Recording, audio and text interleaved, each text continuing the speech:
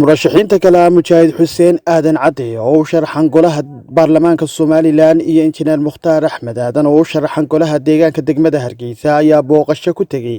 deegaanada Weerarta, Lafamoodi, Harasheekh iyo Dabagoryaale.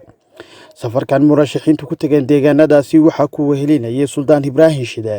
iyo odayaal ka soo jeeda labada beelood ee murashaxiinta isku sidkan ay ka soo jeedaan, waxaana deegaanadaasi si weyn ugu soo dhaweeyay bulshada deegaanadaasi.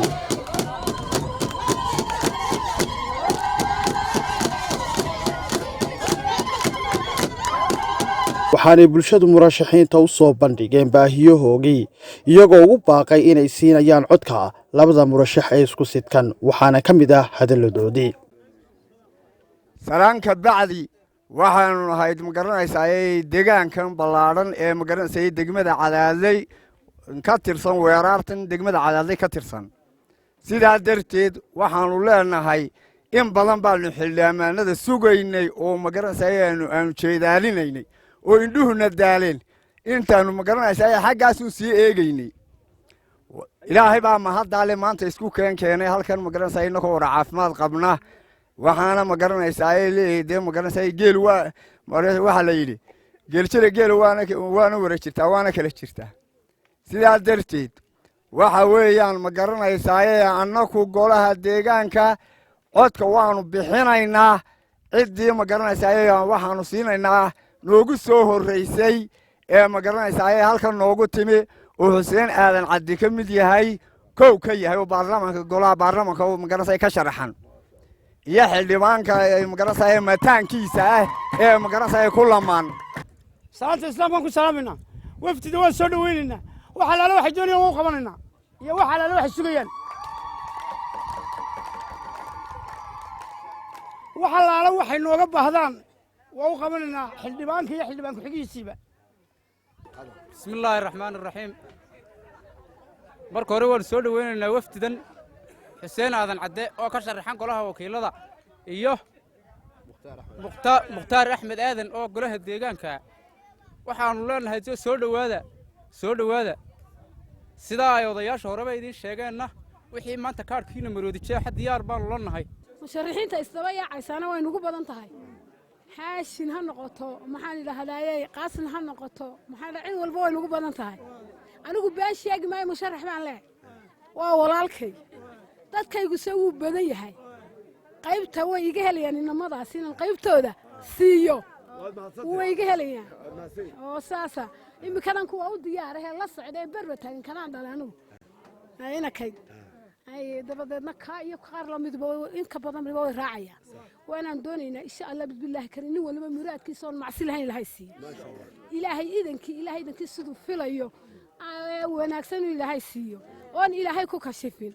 wax qabadkana diyaar baan uga nahay waan ka sugaynaa. ninku caloosha taa ha geliyeen niyadana ha geliyeen inamada muunada leh ee sharafta badan leh aad iyo aad Allah u guuleeyay sharaf ilaahay ha ku garab galo kuwii wax qabtana Allah ka dhigo ballanqaadka halka looga dhiibay ilaahay ku guuleeyay codaynta ay doonayaan ilaahay ha u dhiibo ilaahay ha ku garab galo cadowgooda Allah ha jabiyo iyo cawriba ha beele ilaahay ha garab galo in annaguna de waa inamadayadiyo wax qabad iyo wanaag intaba waanu ka doonaynaa. sidoo kale waxaa halkaasi iyaguna ka hadlay suldaanka iyo odayaashii ku wehelinayay labada murashax safarkani, waxaana ka mid ah hadalladoodii. xilligan uniiniba waa arkaysan waxaan doonaynaa waxa hadii laga dhawaatiyay ayaan doonaynaa cod baan doonaynaa. horta dhamaantii kaararka ma wada leediin kaararka ma haysataan nimanka musharaxiinta waxun baa u heelin kara qofkii kaar haysta ayuun baa dhalinyarada u heelin kartaa. dhalinyarada ninkii kaar haysto qofkii kaar haysto baa u heelin kara rag iyo dumar mid kastaba ha noqdo. waxa weeye labada inan baan wadnaa waa dhalinyaro weeye waa curdin ninka dhalinyaradaana wax la gashadaa ninkii socda dan iyo muraad lagama laha oo si annagii aadanba waan sii soconnaa. inamadaas haddii waxay doonayaan in ka helaan waxbay tari magaaladana way degi. dhammaan bulshada reer Dabagoryaale ee haween ee rag ee dhalinyaro cuqaal salaadiin waan idin salaamayaa salaanta islaamka assalaamu calaykum waraxmatullaahi wabarakaatu.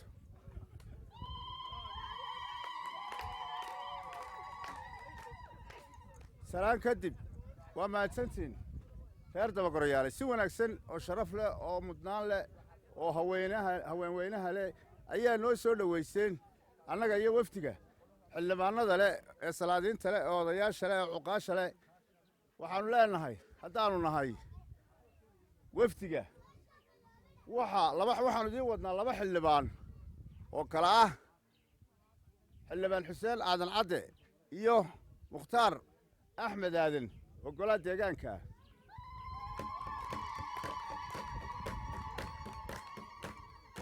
beelweynta axmed cabdalle iyo cali cabdalle waxay isku raacsan yihiin ay isku waafaqsan yihiin wixii ka daba tuura mooyaane in ay 2 nin wadaan oo ay codeeyaan waa 2 nin oo aqoon-yahana.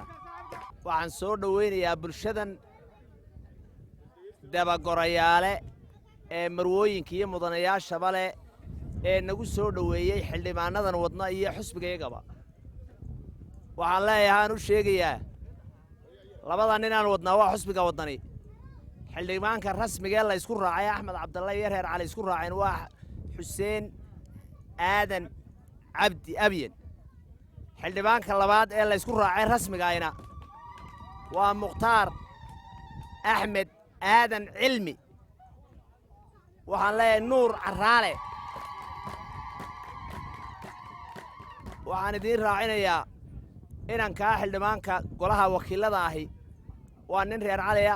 codkii reer caliga isugu keen jiray waynu siinaynaa waana nin axmed cabdallah rasmiyan buu axmed cabdalla u yahay waxaa dhashay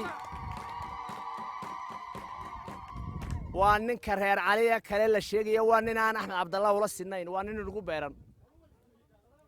waxa weeyaan ninkaa waxa beeranaya amaahdiina wuu gudaya axmed cabdallana wuu beeranaya waxaa lay 2 nin oo reer caliya isiryanaya 2 nin oo reer caliya isiryanaya waradar waanu kala garanayna annagu ilmadiid ma dhihim aanu kalaanu leenahay markaa waxaanu leenahay markuu axmed cabdalla dhammaantii u codaysa reer calina weynigiisa u codayo mustaqbalka bannaan buu taagaya wuu soo baxaya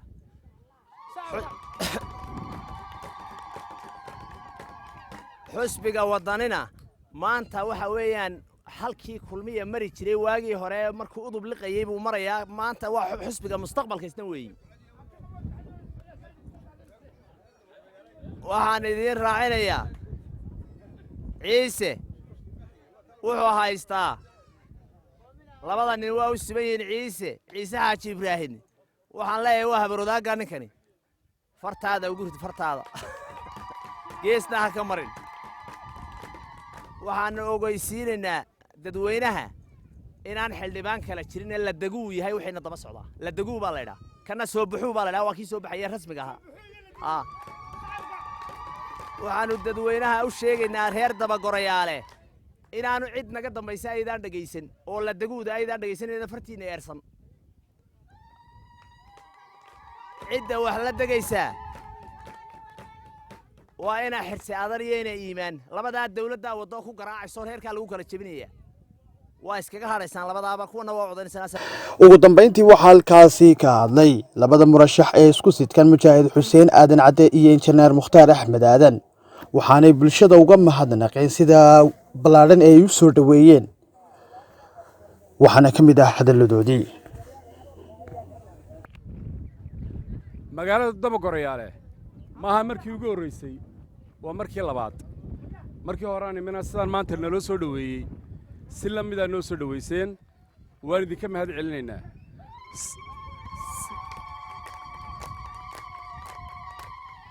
siiba haweenka xilligan aynu joogno ilaa hadda noo taagan aad baan ugu mahad celinaynaa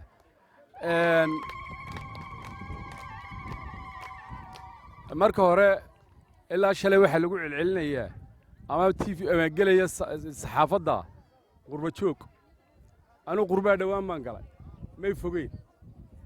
waxaan ka mid ahaa anigii aabbahay oo wata ciidankii galay 1988kii 31kii May ciidankii Sancaani ee galay Hargeysa ayuu aabbahay watay anna ka mid baan ahaa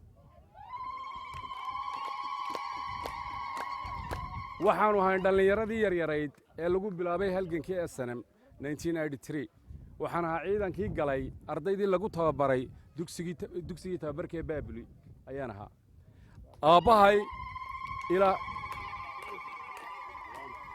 aabbahay ilaahay ha u naxariisto annagoo magaalada Hargeysa ku wada jirna oo dagaalku dhacayo ay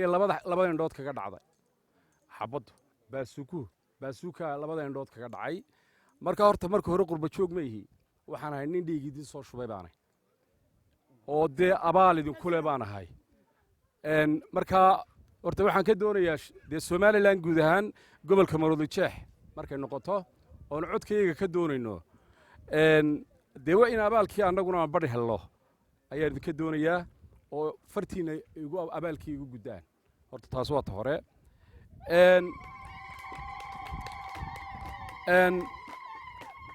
taas waa ta labaad waxa weeyaan waxa aynu gallay wax yar baa ka hadhay doorashadii wakhti yar baa hadhay waxaynu alla ka baryaynaa ninka maanta wax doonaya dadkaa dabadda uu soo saaraya aan waxba u qabanaynin ee doonaya inuu sidii kuwii hore u noqdo ilaahay yaanu soo saarin ilaahay baanu u baryaynaa annaga waa naga daacad waxaanaanu leenahay inagoo joogna gobolkii togdheer ku dhex jirnaa haddana waxaanu annagoo gobolkii togdheer ku dhex jirnaa haddana waxaanu ballan qaadaynaa wixii sharcigu inoo ogol yahay ee sharciga ah dee gobol ahaan iyo gobol Maroodijeex iyo gobollada Somalilandba wixii xaq ah ku leedihiin iyo xuquuqdiina inaan la duudsiin horta ayaan ballan ka qaadaynaa waxaa jira faanku ma fiicna anaa waxaa qabtay iyo anaa waxaa qabtay iyo anaa waxaa qabtay faanku horta waa ma fiicna dadku waa inay ku sheegaan wixii aad qabato haddaad adigu isfaaniso wax macnaa ma samaynayso ta kale hadday beentaadu badato adiga shakhsi ahaan ayaa u qaadanaya in dadka waxaad u sheegaysaa run tahay waxa weeyaan inaan aniga dee golahan baarlamanka aanu ku wada loolamaynaa wuxuu ku celcelinayaa deegaan ahaan waxbaan taray kanaan taray waxaanaan taray bal hal wax oo uu gobolka uu ka soo jeedo uu qabtay intii dawladda Siilaaniyadu ay jirtay dawladdan Muuse Biixi hal qof uu shaqo geeyey iyo meel quraatu wuxuu qabtay bal ha soo sheego markuu leeyahay waxaan qabtay laamaha dabadda markaanu hayn anigu xusbiga wadani baan ahaa gudoomiyaha xusbiga wadani ee UK baan ahaa isna wuxuu ahaa gudoomiyaha xusbiga kulmiyuha ee UK dee anigu ana ka safeeyey everybody wuu og yahay inta TV-ga inaga arkaysana wuu wada og tahay inuu hal tallaabo qaadi kari waayo xusbiga kulmiye ee isuu ka sharaxan yahay inuu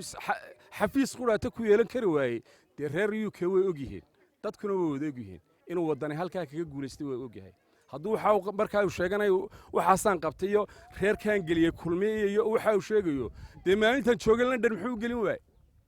marka London joogay muxuu gelin waayey marka waxa weeyaan markay noqoto in la caawiyo Somaliland ay noqoto dadka reer Somaliland oo dhanba caawimada ka qayb gala shakhsi ma caawiyo hay'adna muu keenin wax kalena muu keenin dadku way ka qayb galaan wax allaaliyo wixii qarankooda lagu caawinayo markay noqoto deegaan ahaan in la caawiyana dee waxaanu leenahay wasaabiyo dadka loogu guro lacagaha ayaanu leenahay taana shakhsi buu ka noqonayaa anna shakhsi baan ka noqonayaa qof sheegan kara ummadda waxa keligii sheegan karaa ma jiro kolley muhiimadda aan u soconno ood ka wada dheragsan tihiin maanta waxaa dhow wakhtigii ay doorashadu dhacaysay waxaan u soconno ugu weynaan maanta u bahay qabnaa waxa weeye inaad noo hiilisaan oo codkiina noogu hiilisaan insha allah bismillaahi kariim aniguna waxaanu ilaahay ka rajaynaynaa inaan noqonno matalayaashiina dhabta ah ee fariinta dabagoroyaale iyo deegaamada kaleba geeya meeshii loogu talagalay waxay xaqa ugu lahaayeen si ay u helaan annagu waan ognahay meel kaste baahi gaaray qabtaa wixii baahidaa gaarkaa ay qabto waxaana keliyaatay aan anigu doonaynaa inaannu deegaanada ka caawinno insha allah inay wixii xaq ay u lahaayeen adeegyada asaasiga hadday tahay waxbarashada hadday tahay biyaha hadday tahay sharci dejinta xuseen oo inoo tegayo inaannu wakiil idiin noqonno matalayaashii bulshadan ay farriintooda qaadi lahaa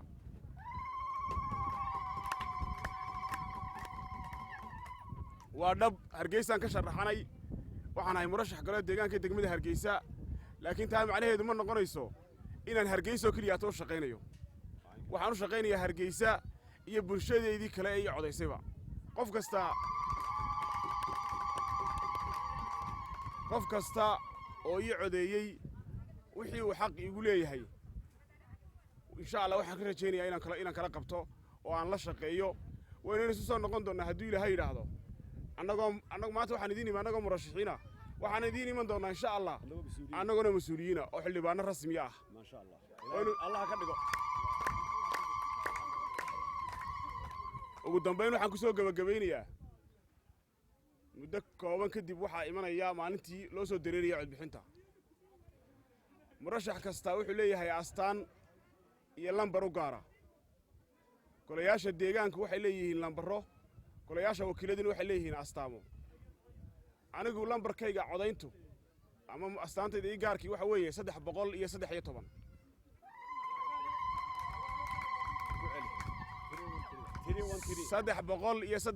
ama 313